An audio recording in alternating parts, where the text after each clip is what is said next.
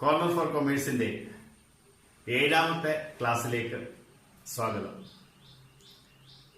മുൻപുള്ള 6 ക്ലാസ്സുകളിൽ നാം ചർച്ച ചെയ്തത് 2ാം വർഷ കൊമേഴ്സ് അക്കൗണ്ടിങ്ങിലെ ആദ്യ ചാപ്റ്ററായ നോട്ട് ഫോർ പ്രോഫിറ്റ് ഓർഗനൈസേഷനെ കുറിച്ചായിരുന്നു. ഏതാണ്ട് 2ാം വർഷ ഹയർ സെക്കൻഡറിയുടെ ക്വസ്റ്റ്യൻ ഉണ്ടാകാവുന്ന പ്രോബ്ലംസ് ഒരു പരിധിവരെ ചെയ്യാൻ കഴിഞ്ഞിട്ടുണ്ട്. ഇനി നമ്മൾ 2ാം വർഷ കൊമേഴ്സിന്റെ 2ാമത്തെ ചാപ്റ്റർ പാർട്ണർഷിപ്പ് അക്കൗണ്ടിംഗ് അതിന്റെ ബേസിക് കോൺസെപ്റ്റ്സ് ഇതിലേക്കാണ് ഇന്ന് ചർച്ച തുടങ്ങുന്നത്. അപ്പോൾ എല്ലാവർക്കും പാർട്ണർഷിപ്പ് അക്കൗണ്ടിങ്ങിലേക്ക് സ്വാഗതം.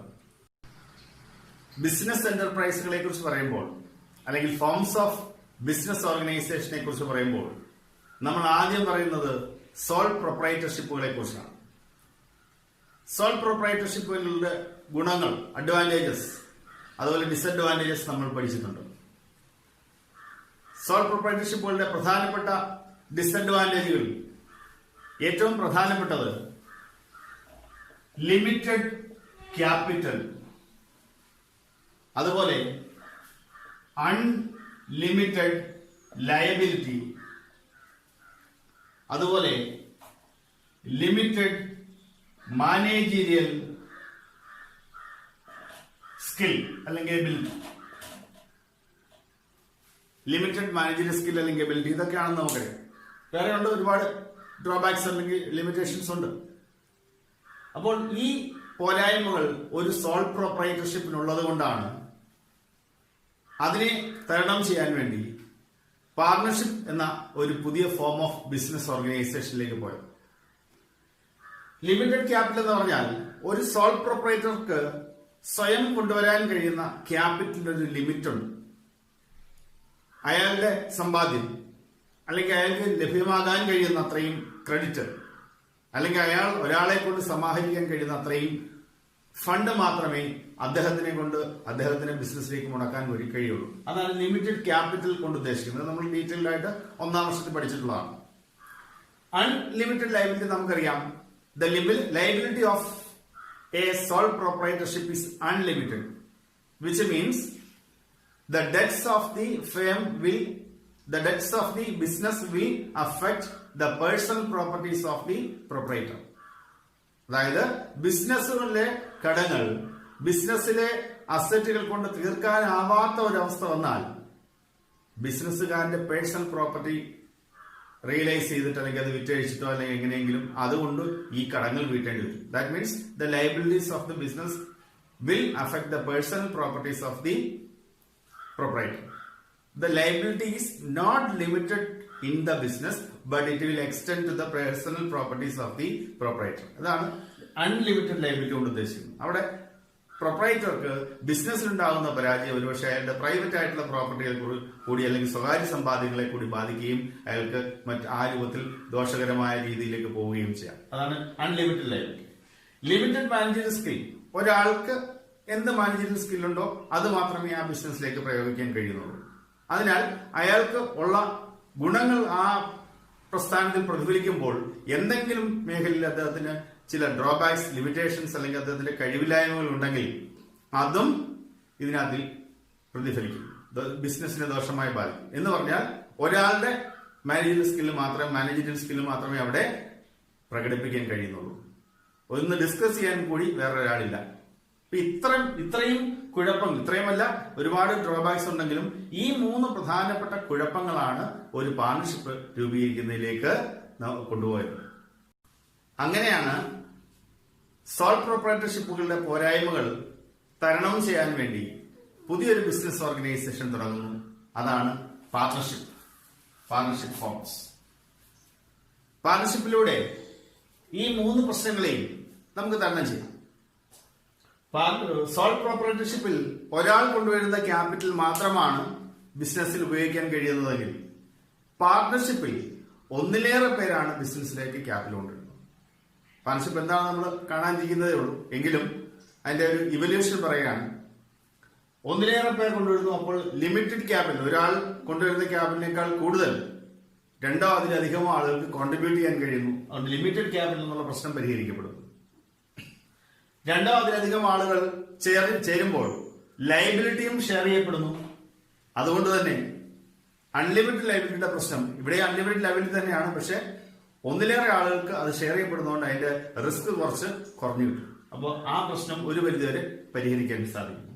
അടുത്തായി ലിമിറ്റഡ് മാനേജർ സ്കില്ലാണ്. ഇവിടെ ഒരാളുടെ മാനേജർ സ്കില്ലല്ല, ഒന്നിലേറെ പേരുടെ മാനേജർ സ്കിൽ. ഒരാൾക്ക് ഉണ്ടാകുന്ന പോരായ്മകളെ തരണം ചെയ്യാൻ മറ്റൊരാളുടെ എബിലിറ്റികൾക്ക് അല്ലെങ്കിൽ സ്കില്ലുകൾക്ക് കഴിയുമെന്നുള്ളതുകൊണ്ട് ലിമിറ്റഡ് മാനേജർ സ്കിൽ എന്നുള്ള പ്രശ്നവും ഒരു പരിധിവരെ പരിഹരിക്കാൻ സാധിക്കുന്നു. ഇങ്ങനെയാണ് പാർട്ണർഷിപ്പിന്റെ ഇവല്യൂഷൻ, സോൾ പ്രൊപ്പറേറ്റർഷിപ്പിന്റെ പോരായ്മകൾ പരിഹരിക്കാൻ വേണ്ടിയുണ്ടായ ഒരു പുതിയ ഫോം ഓഫ് ബിസിനസ് ഓർഗനൈസേഷനാണ് പാർട്ണർഷിപ്പ്. അപ്പോൾ പാർട്ണർഷിപ്പ് എന്ന് പറഞ്ഞാൽ ഒന്നിലേറെ ആളുകൾ ചേർന്ന് ഉണ്ടാക്കിയിട്ടുള്ള ഒരു ബിസിനസ്സാണ് എന്ന് മനസ്സിലായല്ലോ. ഇതിന്റെ ഡെഫിനിഷൻ എന്താണെന്ന് നമുക്ക് നോക്കാം. ഒന്നിലേറെ ആളുകൾ ചേർന്ന് ഒരു ബിസിനസ് രൂപീകരിച്ചാൽ അതിനെയാണ് പാർട്ണർഷിപ്പ് എന്ന് വിളിക്കുന്നത്. അതാണ് meaning. Partnership is a business formed by 2 or more persons. Partnership is a form of business formed by 2 or more persons. രണ്ടോ അതിലധികമോ ആളുകൾ ചേർന്നുണ്ടാകുന്ന ഒരു ബിസിനസ് ആണ്. ഇതിനെ നമുക്കൊന്ന് ഡെഫിനിഷൻ നോക്കാം. ഇന്ത്യൻ പാർട്ണർഷിപ്പ് ആക്ടിന്റെ സെക്ഷൻ 4 അനുസരിച്ച്, according to Indian partnership act 1932, അതിന്റെ സെക്ഷൻ 4 അനുസരിച്ചാണ് ഇന്ത്യൻ പാർട്ണർഷിപ്പ് ആക്ടിൽ നമ്മൾ പാർട്ണർഷിപ്പിനെ ഡിഫൈൻ ചെയ്തിട്ടുള്ളത്. ഡെഫിനിഷൻ ഇതാണ്: partnership is the relation between persons who have agreed to share the profits of a business carried on by all or any of them acting for all. ഈ ഒരു ഡെഫിനിഷനിൽ ഒരു partnership എന്താണെന്ന് clear ആയി പറഞ്ഞിട്ടുണ്ട്. ഇതിൽ നിന്ന് നമുക്ക് അതിന്റെ പാർട്ണർഷിപ്പിന്റെ മുഴുവൻ ഫീച്ചേഴ്സും വായിച്ചറിയാവുന്നതാണ്. നോക്കാം. Partnership is a relation between persons. Partnership is a relation. ഒരു പാർട്ണർഷിപ്പ് ഉണ്ടാവണമെങ്കിൽ there should be a relation between persons. ഇവിടെ രണ്ട് കാര്യങ്ങൾക്ക് പ്രാധാന്യം പറയുന്നുണ്ട്. പേഴ്സൺസ് എന്ന് പറയുന്നുണ്ട്, റിലേഷൻ എന്നും പറയുന്നുണ്ട്. പേഴ്സൺസ് എന്ന് പറയണമെങ്കിൽ പേഴ്സൺസ് ഒരു പ്ലൂറൽ വേർഡ് ആണ്. പേഴ്സൺസ് എന്ന് പറയണമെങ്കിൽ there should be at least 2 persons. ഒരാളെ നമുക്ക് പേഴ്സൺസ് എന്ന് പറയാൻ പറ്റില്ല. അതുകൊണ്ട് അവിടെ ഈ ആക്ടിൽ പറയാതെ പറയുന്നുണ്ട് there should be at least 2 persons to start a partnership form of business. അപ്പോൾ പേഴ്സൺസിൽ അങ്ങനെ പറയുന്നത് അതാണ് ഒരു feature. there should be at least 2 persons to form a partnership business. The number of persons required to form a partnership business is 2. അതാണ് ഇവിടെ persons എന്നുകൊണ്ട് ഉദ്ദേശിക്കുന്നത്. ഇനിയും there should be a relation between these persons. ഇവർ തമ്മിൽ ഒരു ബന്ധമുണ്ടാവണം. a business relation. അവർ തമ്മിൽ ഒരു ബന്ധമുണ്ടാവണം. അതാണ് ആദ്യം the relation between persons. Partnership is a relation between 2 or more persons. അവരുടെ പ്രത്യേകത who have agreed. അവർ എഗ്രി ചെയ്തിട്ടുണ്ടാവണം.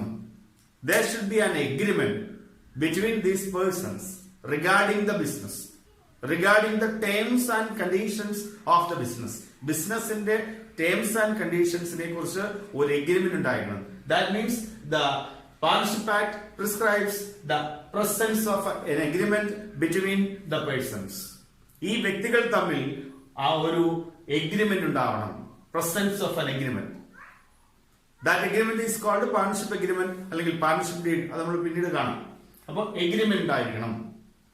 അപ്പോൾ 3 പോയിന്റ് ആയി. there is a relation, business relation between 2 or more persons. There should be at least 2 persons to start a partnership business. മൂന്നാമതായിട്ട് there is the presence of an agreement.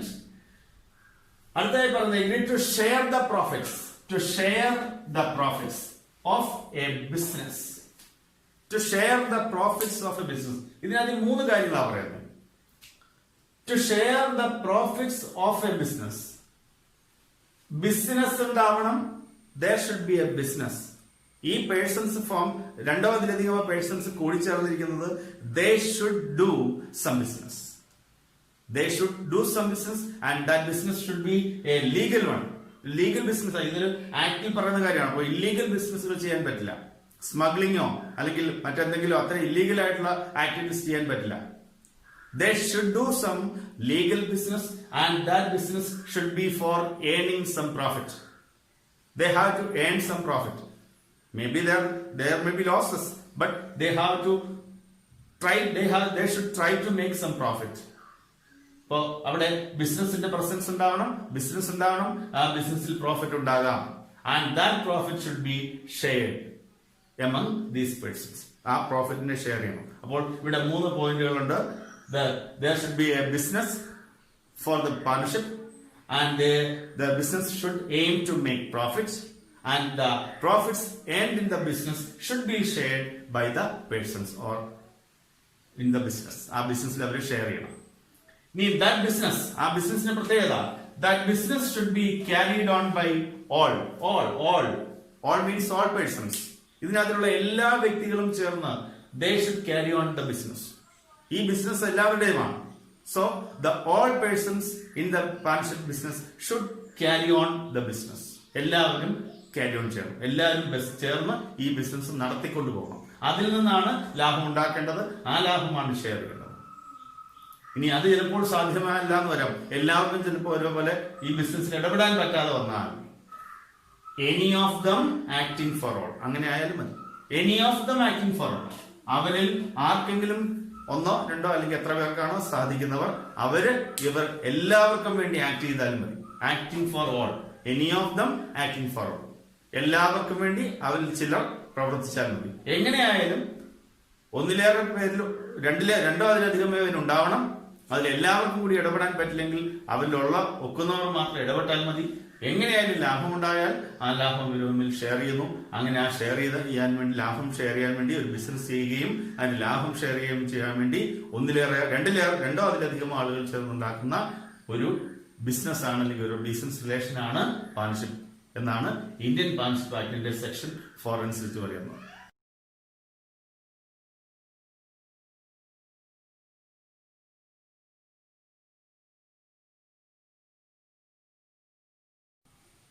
Partnership form ചെയ്യപ്പെടുന്നത് വ്യക്തികൾ ചേർന്നാണ്. 2 അതിലധികമോ വ്യക്തികൾ ചേർന്നാണ്. അവരെ നമ്മൾ പാർട്ട്നേഴ്സ് എന്നാണ് വിളിക്കുന്നത്. നമ്മൾ നേരത്തെ പഠിച്ചിട്ടുള്ളതാണ് partner. The persons in a partnership business are individually called partners. അവരെ വ്യക്തിപരമായി ഓരോരുത്തരെയും വിളിക്കുന്ന പേര് പാർട്ണർ എന്നാണ്, പാർട്ണേഴ്സ് എന്നാണ്. The persons in the partnership business are individually called partners. And they are collectively called, ഒന്നിച്ച് അവരെ ഗ്രൂപ്പായി നമ്മൾ ഫേം എന്നും വിളിക്കും. The partners in a partnership are collectively called the firm, and they are individually called partners. പാർട്ണർഷിപ്പിന്റെ features പരിശോധിച്ചാൽ ഒന്നാമതായിട്ട് number of persons ആണ്. ഇത് നമുക്കറിയാം. Number of persons to start a partnership business, minimum number is 2. Minimum 2 ആണ്. Maximum number, minimum 2 എന്നുള്ളത് partnership act പ്രകാരം prescribe ചെയ്തിട്ടുണ്ട്. മാക്സിമം നമ്പർ ബാങ്കിങ് ബിസിനസ്സുകൾക്ക് 10, അതർ ബിസിനസ്സുകൾക്ക് 20. ബാങ്കിങ് ബിസിനസ്സുകൾക്ക് 10, അതർ ബിസിനസ്സുകൾക്ക് 20 ആയിരുന്നു കമ്പനീസ് ആക്ട് 1956 പ്രകാരം. എന്നാൽ ഈ കമ്പനീസ് ആക്ട് 1956 പരിഷ്കരിച്ചപ്പോൾ, കമ്പനീസ് ആക്ട് 1956 2013 പരിഷ്കരിച്ചപ്പോൾ സെക്ഷൻ 464 സബ്സെക്ഷൻ 1 പ്രകാരം maximum number of partners in a partnership firm is fixed to be 100. 100 നിജപ്പെടുത്തി. എനി ടൈപ്പ് ഓഫ് ബിസിനസ്, ഏത് ബിസിനസ് ആവും, അവിടെ ബാങ്കിങ് ബിസിനസ് ഒന്നോ അതർ ബിസിനസ് ഒന്നോ വേർതിരിവില്ല. അപ്പോൾ section 464 subsection 1 of Indian companies act of 2013 പ്രകാരം maximum number of partners in a firm is 100. പക്ഷെ അതിനെയും പരിഷ്കരിച്ചു. 2014 കമ്പനീസ് മിസ്ലേനിയസ് റൂൾസ് പ്രകാരം, റൂൾ 10 പ്രകാരം,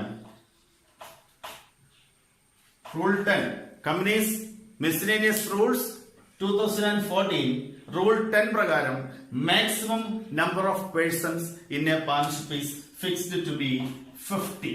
അപ്പോൾ ഇപ്പോൾ ഇതാണ് ഇപ്പോൾ മിനിമം നമ്പർ 2 തന്നെ, അതിന് മാറ്റമില്ല.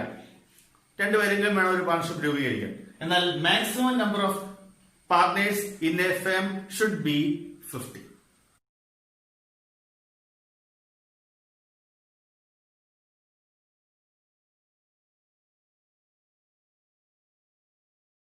രണ്ടാമത്തെ feature presence of an agreement ആണ്. ഒരു പാർട്ണർഷിപ്പ് രൂപീകരിക്കപ്പെടണമെങ്കിൽ അതിലെ വ്യക്തികൾ തമ്മിൽ, പാർട്ട്നേഴ്സ് തമ്മിൽ സ്ഥാപനത്തിന്റെ ടേംസ് ആൻഡ് കണ്ടീഷൻസ് പറഞ്ഞുറപ്പിച്ചുകൊണ്ടൊരു എഗ്രിമെന്റ് ഉണ്ടാവണം. അതിനെ പാർട്ണർഷിപ്പ് ഡീഡ് എന്നാണ് വിളിക്കുന്നത്. Partnership deed is an agreement between the partners that may be either oral or written. Oral agreement ആവാം, റിട്ടൺ എഗ്രിമെന്റ് ആവാം. ഓറൽ മീൻസ് വാക്കാലുള്ളത്, പറയപ്പെട്ടത്. റിട്ടൺ എഗ്രിമെന്റ് മീൻസ് എഴുതപ്പെട്ടത്, that is reduced into black and white. Oral agreement ആകാം, but there may be some problems in the future. There may be some chance of disputes. വാക്കാലുള്ള എഗ്രിമെന്റുകൾ മാറ്റപ്പെടാം, വാക്ക് മാറപ്പെടാം. So there is no evidence to be produced before the court of law in the event of any disputes between the partners. Partners തമ്മിൽ എന്തെങ്കിലും പ്രശ്നങ്ങളുണ്ടായാൽ അവരുടെ പ്രശ്നങ്ങൾ എന്തായിക്കോട്ടെ അത് കോടതിയിൽ പരിഹരിക്കപ്പെടാൻ വേണ്ടി ആർക്കും അവരുടെ വാദമുഖങ്ങളെ സാധൂകരിക്കുന്ന ഒരു തെളിവായി തങ്ങളുടെ എഗ്രിമെന്റ് എടുത്ത് കൊടുക്കാൻ ഒന്നുമില്ല. കാരണം വാക്കാലുള്ളതായിരുന്നു. അപ്പോൾ ഓറൽ എഗ്രിമെന്റ് അങ്ങനെ ഒരു പോരായ്മയുണ്ട്. അതുകൊണ്ട് it is better to be a written agreement. എപ്പോഴും നല്ലത് ഒരു റിട്ടൺ എഗ്രിമെന്റ് ആണ്. അങ്ങനെയുള്ള റിട്ടൺ എഗ്രിമെന്റുകളെയാണ് the written agreement of a partnership business is called partnership deed. Written എഗ്രിമെന്റുകളെയാണ് നമ്മൾ ഡീഡ് എന്ന് വിളിക്കുന്നത്, എഴുതപ്പെട്ടത്. പാർട്ണർഷിപ്പ് എഗ്രിമെന്റ് ഓറലും ആവാം, റിട്ടേണും ആകാം, but the written agreements are called partnership deed. So partnership deed is an agreement between the persons containing the terms and conditions of the partnership. പാർട്ണർഷിപ്പിന്റെ terms and conditions അടങ്ങുന്ന ഒരു രേഖയാണ് partnership deed. ഈ partnership ഡീഡിന്റെ presence ആണ് രണ്ടാമത്തെ feature. ഒരു partnership ഡീഡിലെ കണ്ടൻസ് എന്ന് പറയുമ്പോൾ, contents of a partnership deed, contents അതിനകത്ത് ഉൾപ്പെട്ടിരിക്കുന്നത് പ്രധാനമായും നെയിം ഓഫ് ദി ഫെം, ആ സ്ഥാപനത്തിന്റെ ഒരു പേരുണ്ടാവണം, നെയിം ഓഫ് ദി ഫെം. അതുപോലെ നേച്ചർ ഓഫ് ദ ബിസിനസ്, എന്ത് തരം ബിസിനസ് ആണ് അവർ ചെയ്യുന്നത്. പ്ലേസ് ഓഫ് ദ ബിസിനസ്, ഏതാണ് അവരുടെ പ്ലേസ്, അവരുടെ ഹെഡ് ഓഫീസ് എവിടെയാണ്, ഏത് സ്ഥലത്താണ്. അഡ്രസ് ഓഫ് ദ ബിസിനസ്, അതിന്റെ ബിസിനസിന്റെ full details, address. Names of each partner, ഓരോ പാർട്ണറുടെയും പേരും and address of each partner, name and address of each partner. അതേപോലെ capital, the amount of capital contributed by each partner, ഓരോ പാർട്ണറും കൊണ്ടുവന്നിട്ടുള്ള capital ഉണ്ടായിരിക്കണം. The profit sharing ratio between partners, ഇവർ തമ്മിൽ എങ്ങനെയാണ് ലാഭം പങ്കുവെക്കുന്നത്, അത് അവര് ഏത് റേഷ്യോയിലാണ് ഷെയർ ചെയ്യേണ്ടത്, അതുണ്ടാവും. അതുപോലെ തന്നെ ഈ സ്ഥാപനത്തിന്റെ ക്യാപിറ്റൽ അക്കൗണ്ടുകൾ ഏത് മെത്തേഡിലാണ് കീപ്പ് ചെയ്യുന്നത്, the methods of keeping capital accounts. Capital account keep ചെയ്യുന്ന മെത്തേഡ് എന്താണ്. പുതിയൊരു പാർട്ണർ വരികയാണെങ്കിൽ അയാളെ അഡ്മിറ്റ് ചെയ്യുന്നതിനുള്ള അക്കൗണ്ടിംഗ് ട്രീറ്റ്മെന്റ് എന്തൊക്കെയാണ്. Accounting treatment at the time of admission of A new partner. നിലവിലുള്ള ഒരു പാർട്ണർ റിട്ടയർ ചെയ്യുകയാണെങ്കിൽ, പുറത്തേക്ക് പോവുകയാണെങ്കിൽ, ബിസിനസ് നിർത്തി പോവുകയാണെങ്കിൽ, ഒരാൾ പോവുകയാണെങ്കിൽ, അങ്ങനെ റിട്ടയർ ചെയ്യുന്ന സമയത്ത് എന്തെല്ലാം അക്കൗണ്ടിംഗ് ട്രീറ്റ്മെന്റ് ഉണ്ട്. Accounting treatment at the time of retirement of A partner. നിലവിലുള്ള ഒരു പാർട്ണർ മരിച്ചുപോയാൽ, മരണപ്പെട്ടാൽ എന്താണ് accounting treatment. Accounting treatment at the time of death of A partner. അതേപോലെ ഈ സ്ഥാപനത്തിന്റെ ഡ്രോയിങ്സ്, ഓരോ പാർട്ണർക്കും ഡ്രോയിങ്സ് നടത്തുന്നുണ്ടെങ്കിൽ ആ ഡ്രോയിങ്സിനെ സംബന്ധിച്ച വിവരങ്ങൾ കൊടുത്തിരിക്കണം. ദി എമൗണ്ട് ഓഫ് ഡ്രോയിങ്സ്, എത്ര എമൗണ്ട് കൊടുക്കാം, അതുപോലെ ഇന്റർവെൽ ബിറ്റ്വീൻ ടു ഡ്രോയിങ്സ്, എമൗണ്ടുകൾ വിഡ്രോ ചെയ്യുമ്പോൾ രണ്ട് ഡ്രോയിങ്സ് തമ്മിൽ എത്ര നാളത്തെ ഇടവേള വേണം. ഒരു ഡ്രോയിങ്സ് നടത്തിയാൽ, ഒരു തവണ പണം പിൻവലിച്ചാൽ, അല്ലെങ്കിൽ ഒരു പാർട്ണർ ബിസിനസ്സിന് പണം പിൻവലിച്ചാൽ അതിനുശേഷം അടുത്ത എത്ര നാൾ കഴിഞ്ഞാലാണ് അയാൾക്ക് വീണ്ടും കൊടുക്കാൻ കഴിയുന്നത്. ഇത്തരം ഡ്രോയിങ്സുമായി ബന്ധപ്പെട്ട കാര്യങ്ങൾ ഉണ്ടാവണം. Interest on capital allowed if any, ഇവർക്ക് ക്യാപിറ്റൽ കൊണ്ടുവന്നതിന് ഇൻട്രസ്റ്റ് എന്തെങ്കിലും അനുവദിക്കുന്നുണ്ടോ? ഉണ്ടെങ്കിൽ അത് എത്ര ശതമാനം, എത്രമാത്രം? Interest on drawings charge if any. Drawings കൊണ്ടുവരുന്നതിന് എന്തെങ്കിലും ഇൻട്രസ്റ്റ് ഈടാക്കുന്നുണ്ട്. ഡ്രോയിങ്സ് കൊണ്ടുപോകുന്നതിന്, ഡ്രോയിങ്സ് വിഡ്രോ ചെയ്യുന്നതിന്, എമൗണ്ട് വിഡ്രോ ചെയ്യുന്നതിന്, അവർ സ്വന്തം ആവശ്യങ്ങൾക്ക് വേണ്ടി കൊണ്ടുപോകുന്ന എമൗണ്ടാണ് ഡ്രോയിങ്സ്. അത് നമുക്കറിയാം. ആ ഡ്രോയിങ്സിന് ഇവരിൽ നിന്ന് എന്തെങ്കിലും എമൗണ്ട് ഇങ്ങോട്ട് ഇൻട്രസ്റ്റ് ആയി ഈടാക്കുന്നുണ്ടോ? അതുപോലെ goodwill valuation.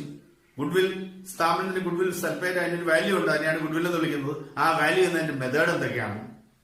Valuation of goodwill, goodwill valuation നടത്തുമ്പോഴുള്ള മെത്തേഡുകൾ ഏതൊക്കെയാണ്? ഇങ്ങനെ ഒരുപാട് കാര്യങ്ങൾ പാർട്ണർഷിപ്പിന്റെ ഡീഡിനകത്തിൽ നമുക്ക് ഉൾപ്പെടുത്തേണ്ടതുണ്ട്. നമുക്കതിനെ ഒന്ന് നോക്കാം.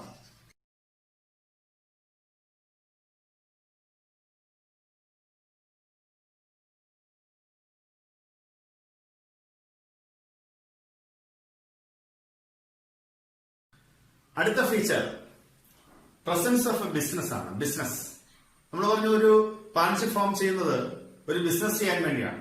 That should be a business, and that business should be a legal business or lawful business. നിയമപരമായ ബിസിനസ് ആയിരിക്കണം. നിയമവിരുദ്ധമായ ബിസിനസ് ചെയ്യാൻ പാടില്ല. So the partners must do some business to earn profits. അടുത്തതായി ഷെയറിംഗ് ഓഫ് പ്രോഫിറ്റ്സ്. ഒരു business ഒക്കെ ചെയ്യുമ്പോൾ ലാഭമുണ്ടാകും. And that profit should be shared among all the partners. എല്ലാ പാർട്ട്നേഴ്സും അത് ഷെയർ ചെയ്യണം. അവരുടെ പ്രോഫിറ്റ് ഷെയറിംഗ് റേഷ്യോ, നമ്മുടെ ഈ പാർട്ണർഷിപ്പ് ഡീലിന്റെ കാര്യം പറഞ്ഞപ്പോൾ ഞാൻ പറഞ്ഞിരുന്നു, ആ പ്രോഫിറ്റ് ഷെയറിംഗ് റേഷ്യോ എത്രയാണ്, എങ്ങനെയാണ് ഈ ലാഭം വീതം വെക്കുന്നത്, ഏത് റേഷ്യോയിലാണെന്നുള്ളത് അതിനകത്ത് പറഞ്ഞിട്ടുണ്ടാവും. The profit sharing ratio should be mentioned in the partnership deal. അങ്ങനെ പറയുന്നില്ല എങ്കിൽ, if nothing is mentioned about the profit sharing ratio in the partnership deed, the partners, all the partners should share the profits equally. ഇവരുടെ partnership ഡീഡിനതിൽ എങ്ങനെയാണ് profit share ചെയ്യുന്നതെന്ന് പറയുന്നില്ല എങ്കിൽ they should share the profits equally. Profits എന്ന് പറയുമ്പോൾ there may be a chance of arising any loss. And thus, that loss should also be shared among the parties. അതും ഈ പറയുന്ന പോലെ പ്രോഫിറ്റ് ഷെയറിംഗ് റേഷ്യോയിലാണ് വീതം വെക്കേണ്ടത്. പ്രോഫിറ്റ് ഷെയറിംഗ് റേഷ്യോ പാർട്ണർഷിപ്പ് ഡീഡിനകത്ത് പറയുന്നില്ല എങ്കിൽ the loss should also be shared equally among all the parties. That means the profit or loss of the partnership should be shared among the parties. അത് partnership ഡീഡിനകത്ത് പറയുന്നുണ്ടെങ്കിൽ ആ റേഷ്യോയിൽ partnership ഡീഡിനകത്തിൽ ഒന്നും പറയുന്നില്ല എങ്കിൽ തുല്യമായി പങ്കുവെക്കേണ്ടതായിട്ടുണ്ട്. അടുത്ത feature, the business is carried on by all or any of them acting for all. അതായത് ഈ പാർട്ണർഷിപ്പിന്റെ ബിസിനസ് എല്ലാവരും ചേർന്നാണ് ചെയ്യേണ്ടത്. ഓർ അതിന് പറ്റില്ല എങ്കിൽ, ഏതെങ്കിലും മറ്റു കാര്യങ്ങളിൽ എൻഗേജ് ചെയ്തിട്ട് ഉള്ള ആളുകൾ പാർട്ണർഷിപ്പിലുണ്ടെങ്കിൽ, അവർക്ക് ചിലപ്പോൾ ബിസിനസ്സിൽ ഇടപെടാൻ പറ്റാത്ത ഒരവസ്ഥയുണ്ടെങ്കിൽ സമയമുള്ളവർ ഇടപെട്ടാൽ മതി. കഴിഞ്ഞ വർഷം നമ്മൾ പഠിച്ചതാണ്, അങ്ങനെയുള്ള അതിനുവേണ്ടി മറ്റുള്ളവർക്ക് വേണ്ടി കൂടി പ്രവർത്തിക്കുന്ന പാർട്ണേഴ്സ് ഉണ്ട്. മറ്റുള്ളവർക്ക് വേണമെങ്കിൽ ഒഴിഞ്ഞു നിൽക്കാം, അവർ ക്യാപിറ്റൽ ഇൻവെസ്റ്റ് ചെയ്താൽ മതി. അവരെ നമുക്ക് വേണമെങ്കിൽ സ്ലീപ്പിംഗ് പാർട്ണർ എന്നൊക്കെ വിളിക്കാം. പ്രധാനമായും ഉള്ള ചുമതലകൾ ഏറ്റെടുത്ത് ചെയ്യുന്നവരെ നമ്മൾ ആക്റ്റീവ് പാർട്ണേഴ്സ് എന്ന് വിളിക്കും. അപ്പൊ അങ്ങനെയുള്ള ഒരു സാഹചര്യം കൂടി ഉണ്ട്. അതാണ് any of them acting for all. ഇവരിൽ ആരെങ്കിലും കുറച്ചുപേർ അല്ലെങ്കിൽ ഒരാൾ ഇവർക്ക് എല്ലാവർക്കും വേണ്ടി വർക്ക് ചെയ്താലും മതിയാവും. അതാണ് അടുത്ത ഫീച്ചർ. അടുത്തത് അറ്റ്മോസ്റ്റ് ഗുഡ് ഫെയ്ത്ത് എന്ന് പറഞ്ഞാൽ പാർട്ട്നേഴ്സ് തമ്മിൽ നല്ല ഉത്തമ വിശ്വാസത്തിൽ മുന്നോട്ട് പോകണം. അവർ പരസ്പരം വഞ്ചിക്കാൻ പാടില്ല. The partners should be just and faithful to each other. പരസ്പരം നല്ല വിശ്വാസത്തിൽ അല്ലെങ്കിൽ നല്ല നീതിയുക്തമായ പെരുമാറ്റം പരസ്പരം ഉണ്ടായിരിക്കണം. അടുത്ത ഫീച്ചർ അൺലിമിറ്റഡ് ലയബിലിറ്റി ആണ്. നമ്മൾ നേരത്തെ സോൾ പ്രൊപ്രൈറ്റർഷിപ്പിന്റെ കാര്യത്തിൽ പറഞ്ഞാണ് അൺലിമിറ്റഡ് ലയബിലിറ്റി എന്ന് പറഞ്ഞാൽ ബിസിനസ് ഉണ്ടാകുന്ന ലയബിലിറ്റീസ് ബിസിനസ്സുകാരന്റെ പ്രോപ്പർട്ടിയെ കൂടി ബാധിക്കും. ഇവിടെയും അങ്ങനെ തന്നെയാണ്. The liability of a partner is unlimited. Partners' liability is unlimited. Joint and several liability ആണ്. Joint and several means the partners are collectively liable for the debts of the business. കൂട്ടായി അവർ ഒന്നിച്ച്, ഇപ്പൊ 4 പാർട്ണേഴ്സ് ഉണ്ടെങ്കിൽ അല്ലെങ്കിൽ 3 partners ഉണ്ടെങ്കിൽ ആ സ്ഥാപനത്തിന്റെ മുഴുവൻ ബാധ്യതകളും തീർക്കാൻ അവർ ഒന്നിച്ച് കളക്റ്റീവായി കൂട്ടായി ബാധ്യസ്ഥരാണ്. ആൻഡ് ദേ ആർ അതുപോലെ തന്നെ ലയബിലിറ്റീസ് സെവറലുമാണ്, ജോയിന്റുമാണ്, സെവറലുമാണ്, ഇൻഡിവിജ്വലുമാണ്. Several means individual. 6 പേര് ഉണ്ട്, അതില് 4 പേരും അവരെ കൊണ്ട് പറ്റാത്ത ഒരു രൂപത്തിലേക്ക് ബിസിനസിന്റെ ലൈബിലിറ്റി തീർക്കാൻ പറ്റാത്ത രൂപത്തിലേക്ക് പോയെങ്കിൽ ബാക്കി 2 പേർ ചേർന്നത് കടം വീട്ടേണ്ടി വരും. അതല്ല ഒരാളെ ഉള്ളൂ, ബാക്കി 5 പേരും പാപ്പരാകുന്ന അല്ലെങ്കിൽ അവർക്ക് കഴിവില്ലാത്തൊരു കടം വീട്ടാൻ പറ്റാത്ത സാഹചര്യത്തിലേക്ക് പോയാൽ ആ ഒരാൾ മാത്രം ചിലപ്പോൾ ബിസിനസ് ലൈബിലിറ്റി തീർക്കേണ്ടി വരും. So the liability of a partnership is unlimited. The partners' liability is joint and several. That means they are collectively and individually liable for the debts of the partnership. No separate legal existence. അതായത് there is no separate legal existence for the partnership apart from the partners. പാർട്ട്നേഴ്സിൽ നിന്ന് വേറിട്ട് ഈ പാർട്ണർഷിപ്പിന് ഒരു നിയമപരമായ നിലനിൽപ്പില്ല. That means the partnership depends on the partners for its legal existence. എല്ലാ കാര്യങ്ങൾക്കും ഇവര് രണ്ടുപേരും വേറിട്ട് ഒരു നിലനിൽപ്പില്ല. പാർട്ട്നേഴ്സിനെ ആശ്രയിച്ചാണ് പാർട്ണർഷിപ്പിന്റെ നിയമപരമായ അസ്തിത്വം ഉള്ളത്. അതാണ് നോ സെപ്പറേറ്റ് ലീഗൽ എക്സിസ്റ്റൻസ്.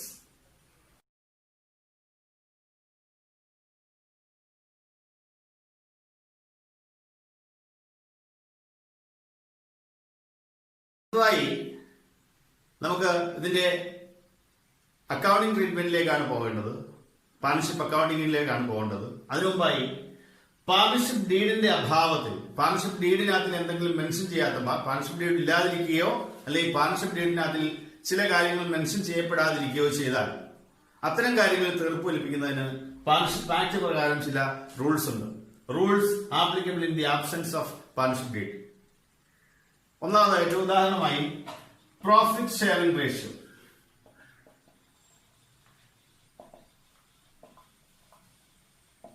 അതായത് പ്രോഫിറ്റ് ഷെയറിംഗ് റേഷ്യോയെ കുറിച്ച് പാർട്ണർഷിപ്പ് ഡീഡ് സൈലന്റ് ആണ്. പാർട്ണർഷിപ്പ് ഡീഡിനകത്ത് nothing is mentioned about profit sharing ratio in the deed. ഒന്നും പറയുന്നില്ല. പാർട്ട്നേഴ്സ് തമ്മിൽ ഏത് റേഷ്യോയിൽ വീതം വെക്കാം പ്രോഫിറ്റ് ഉണ്ടെങ്കിൽ എന്ന് പറയുന്നതേയില്ല. പ്രത്യേകിച്ച് ഒന്നും പറയുന്നത് അല്ലെങ്കിൽ പാർട്ണർഷിപ്പ് ഡീഡ് തന്നെ ഇല്ല. ഇങ്ങനെ ഒരു സാഹചര്യത്തിൽ എങ്ങനെയാണ് ഈ ആബ്സെൻസ് ഓഫ് പാർട്ണർഷിപ്പ് ഡീഡിൽ ഈ പ്രോഫിറ്റ് ഷെയറിംഗ് റേഷ്യോ എന്തായിരിക്കും?